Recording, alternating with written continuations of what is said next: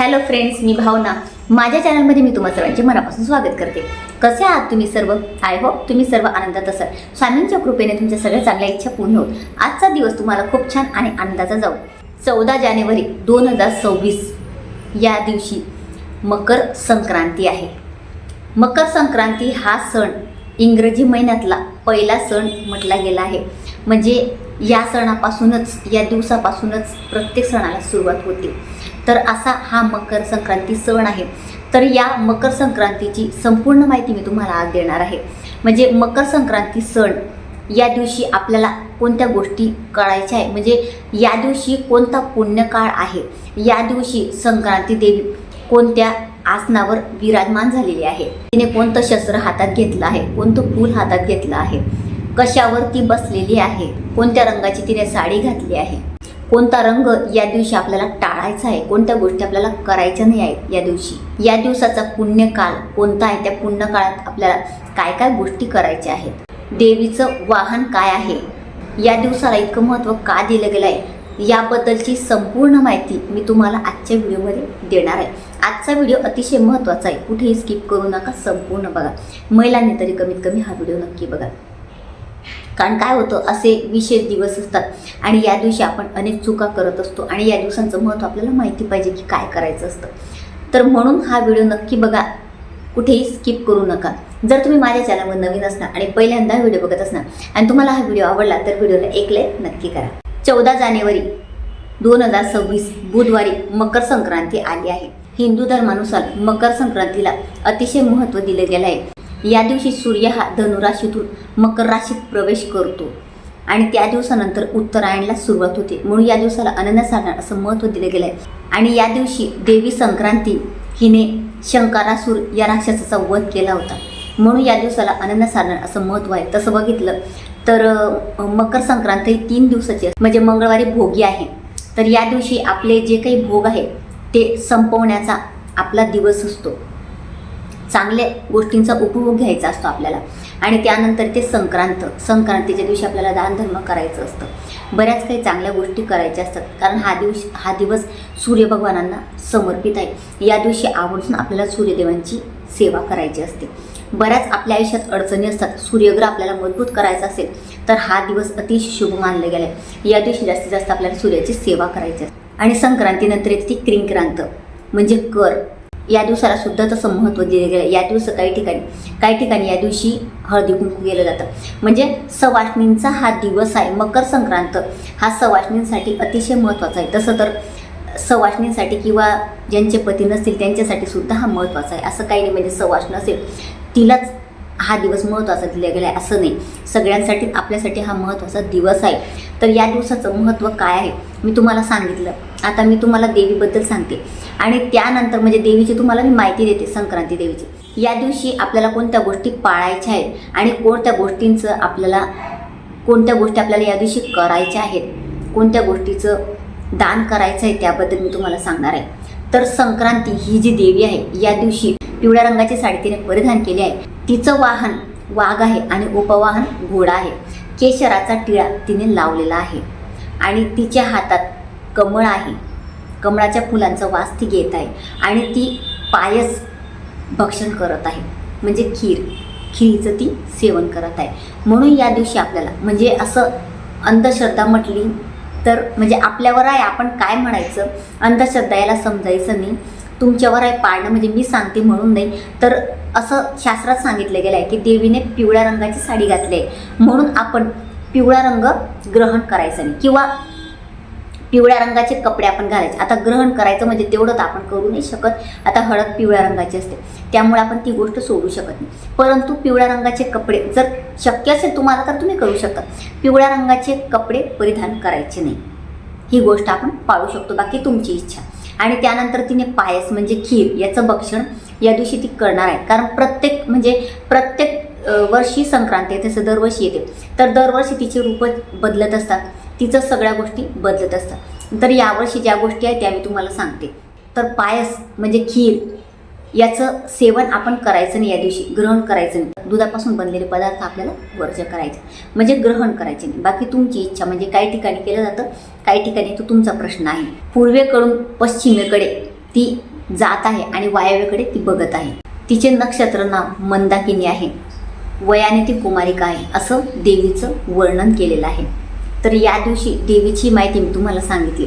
अशा पद्धतीने देवी येणार आहे. तर आपल्याला या गोष्टी करायच्या आहे. या दिवशी सकाळी आंघोळीच्या पाण्यात गंगाजल थोडंसं टाकून आंघोळ करायची. या दिवशी तेवढं महत्त्व आहे की गंगेवर जाऊन किंवा एखाद्या तीर्थस्थानी जाऊन आंघोळ करायची असते, परंतु आपल्याला एवढं करणं शक्य नाही.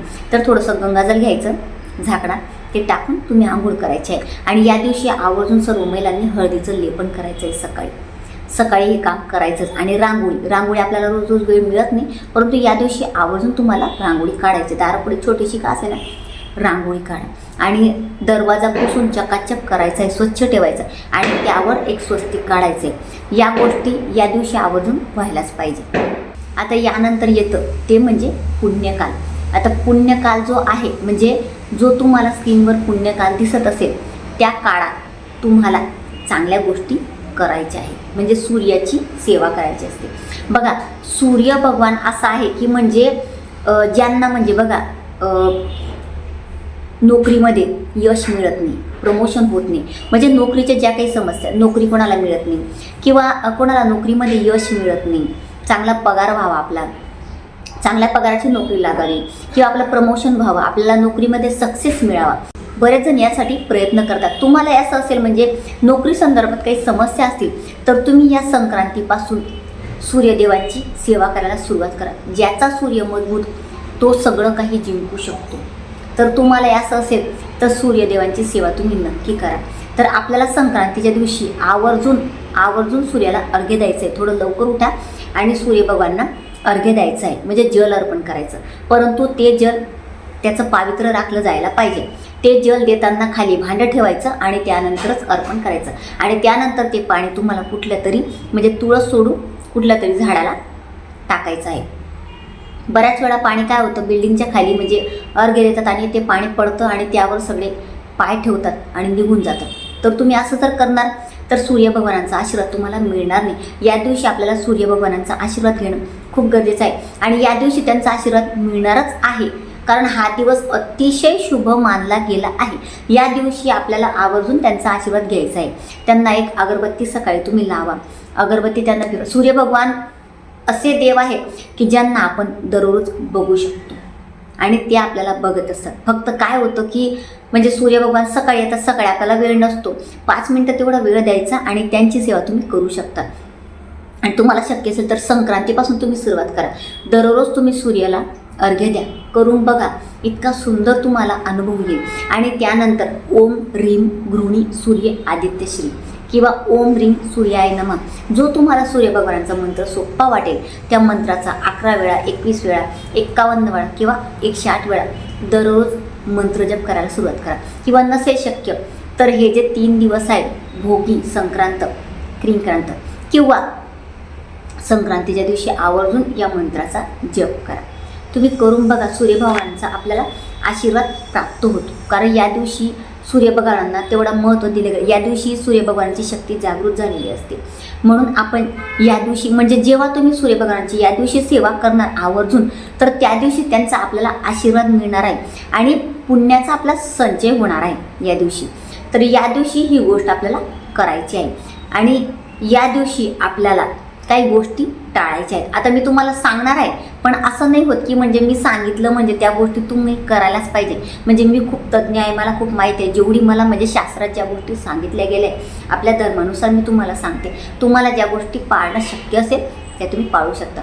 या दिवशी म्हणजे संक्रांतीच्या दिवशी तामसी आहार घ्यायचा नाही. तामसी म्हणजे ब्रह्मचर्याचं तुम्हाला शक्य असेल तर पालन करा. या दिवशी मांसाहार करू नका आणि या दिवशी घरात अपशब्द बोलू नका, वाईट कोणाला बोलू नका, कोणाचं मन दुखवू नका. आणि या दिवशी स्त्रियांचा म्हणजे हा दिवस सवाष्णींसाठी असतो, तर स्त्रियांचा अपमान करू नका. म्हणजे दादा जर माझा हा व्हिडिओ बघत असेल कोणी तर तुम्ही तुमच्या पत्नीला मान सन्मान द्या या दिवशी आवर्जून. तसं तर स्त्रियांचा अपमान कधी व्हायलाच नको, परंतु या दिवशी तेवढी काळजी घ्यायची की आपल्या घरातली जी कुलश्री आहे, आपली आई आहे, आपली बहीण आहे, तिचं मन तुम्ही दुखवू नका. या गोष्टी आपल्याला अजिबात करायच्या नाही आहेत. या दिवशी गवत कापणं, आता बऱ्याच ठिकाणी म्हणजे खाली घर असतं तर आपण गवत कापतो बघा, तर ते गवत कट करायचं नाही किंवा म्हशीची धार काढत नाही असं म्हटलं जातं. तर या दिवशी जो पुण्यकाळ मी तुम्हाला सांगितला, जो स्क्रीनवर तुम्हाला दिलेला आहे, तर त्या काळात तुम्हाला दानधर्म करायचा आहे. या दिवशी दानधर्माला अतिशय महत्त्व दिले गेलं आहे. तर या दिवशी दानधर्म आपण करू शकतो, जे आपल्याला करायचं यथाशक्ती ते आपण करू शकतो, किंवा तुम्ही संकल्पयुक्त दानधर्म करू शकता. म्हणजे ब्राह्मणाला शिधा तुम्ही दान करू शकता. शिधा दान करत असताना तुमचं नाव सांगायचं, तुमचं गोत्र सांगायचं, देवासमोर बसून करते तर महाराजांसमोर बसून करा की मी हे दानधर्म करत आहे. म्हणजे या दिवशी तुम्ही सूर्यभगवानाचं नाव घेऊन जो काही दानधर्म करणार तर त्याच पटीने तुम्हाला तेवढ्या पटीने सूर्यभगवान देणार आहे. म्हणजे या दिवशी सोनं दान करायला महत्त्व आहे, चांदी दान करायला महत्त्व आहे, भूमी दान करायला महत्त्व आहे. म्हणजे एखादी जागा आपण कोणाच्या नावे करू शकतो, परंतु आपण एवढी आपली परिस्थिती नाही, आपण एवढं करू नाही शकत. तर कमीत कमी काहीतरी धान्य म्हणा, वस्त्र म्हणा. आता हिवाळा सुरू होतो आहे, म्हणजे या दिवसापासून उत्तरायणला सुरुवात होते, तर या दिवशी तुम्ही चादरीचं दान करू शकता, ब्लँकेट दान करू शकता.